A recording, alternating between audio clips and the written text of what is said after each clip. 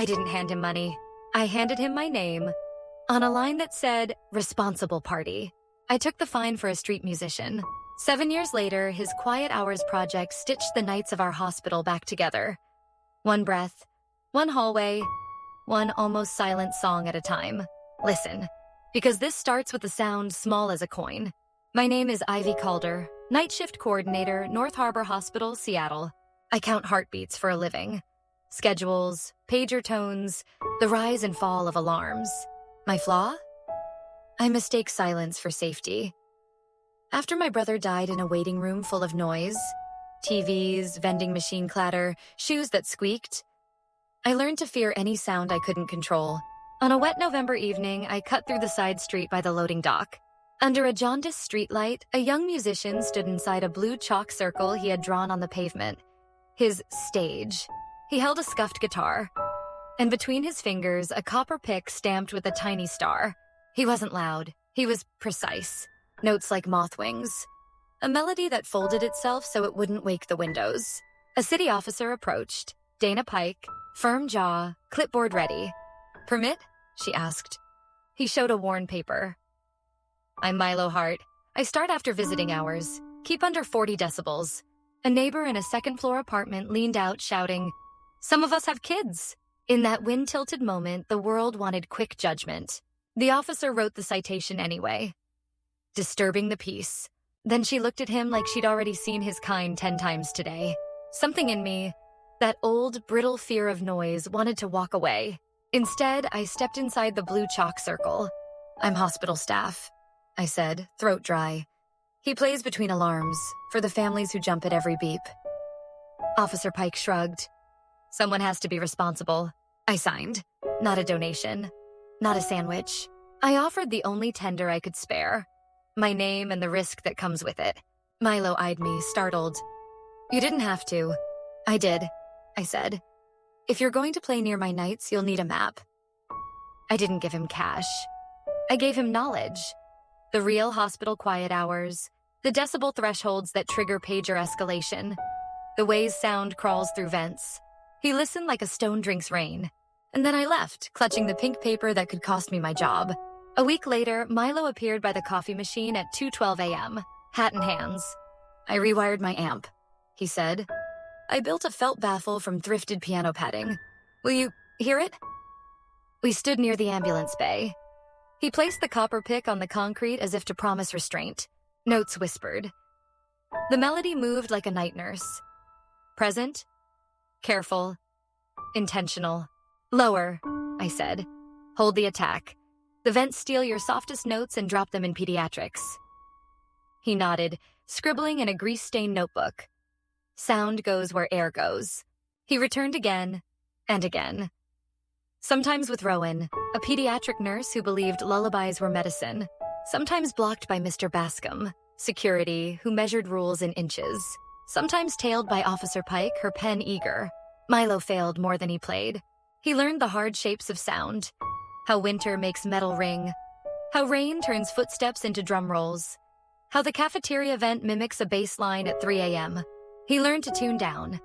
Open chords that blossom without bloom. Melodies that live under the hum of the building. When the overtime shifts bit into my bones, I'd still meet him in the alley, chart in one hand, decibel reader in the other. I watched him eat the same cold roll 3 nights in a row, stubborn jaw set. The man had pride and nothing else to spend. He never asked for money. He asked for metrics, for maps, for trust. Then came the letter from HR. Final warning. The city had forwarded the citation. Conduct outside scope. They called my signature. I folded the paper until it learned the shape of my pocket. That night, when Milo showed me a prototype, thin acoustic panels stitched with recycled felt, I almost told him to stop. He saw my face. "What did it cost you?" he asked. 2 strikes, I said. 1 left. I swallowed. My brother hated the waiting room TV. The night he died, a commercial for glossy hamburgers was shouting. I swore I'd never let noise win again. So I built walls. Maybe too many. Milo slid the copper pick into my palm. "For luck," he said. "Or for courage. You choose the word." He kept going. Applied for a micro grant, rejected. Wrote to a sound lab. No reply. Busked in the rain until his shoes learned to forgive him. And every time he thought of quitting, he touched the blue chalk stub in his pocket, the circle he drew before each set. And he remembered how I had stepped inside it. One brutal January, a storm took out power on 2 floors. The hospital breathed with generators, low, relentless. Families flinched at each restart.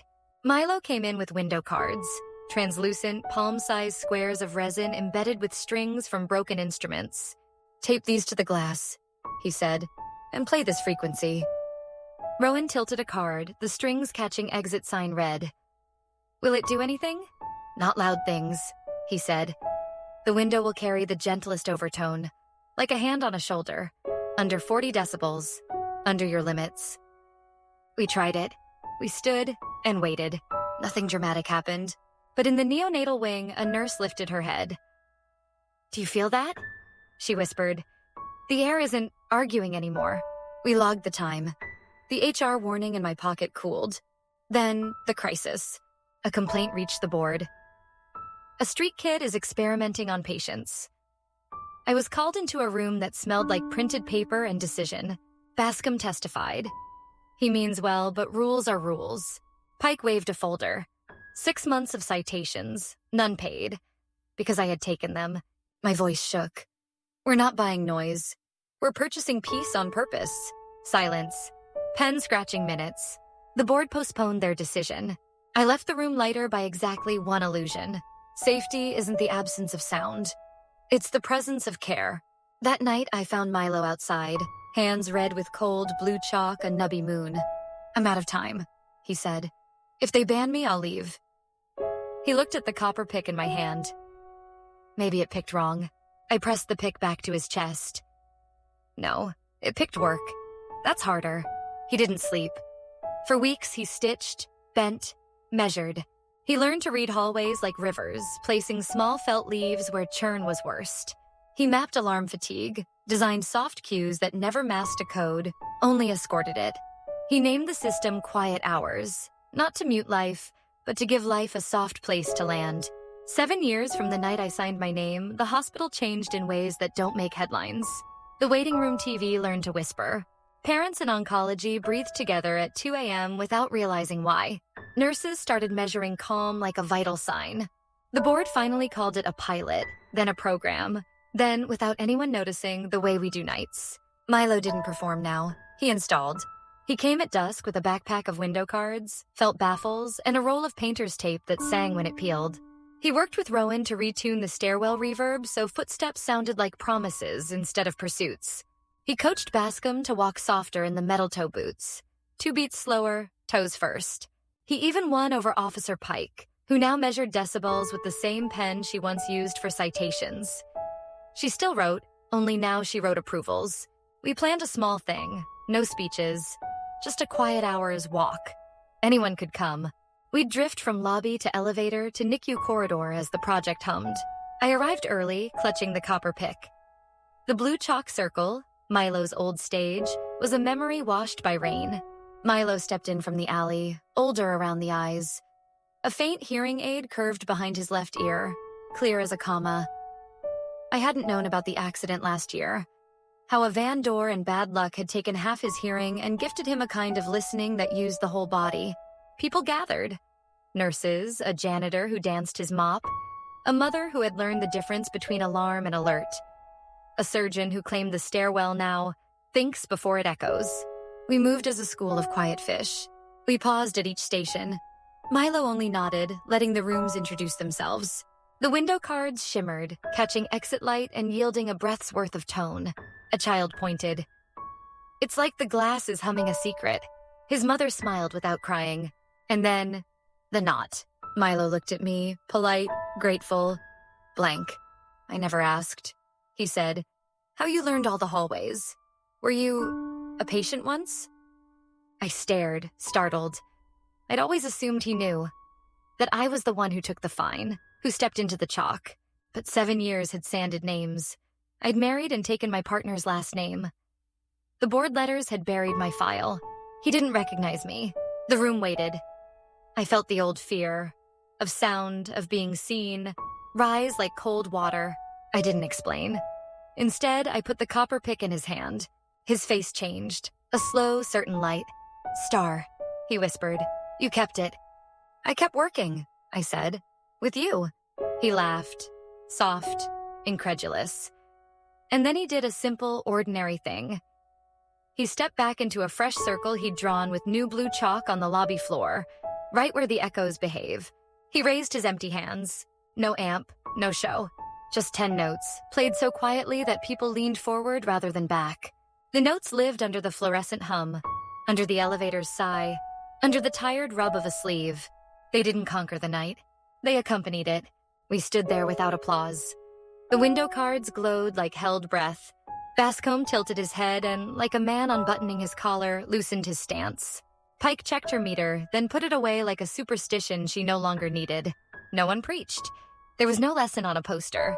Just the blue chalk, a tiny copper star, and a hospital that finally knew how to hold its own heartbeat without gripping it too hard. The elevator opened.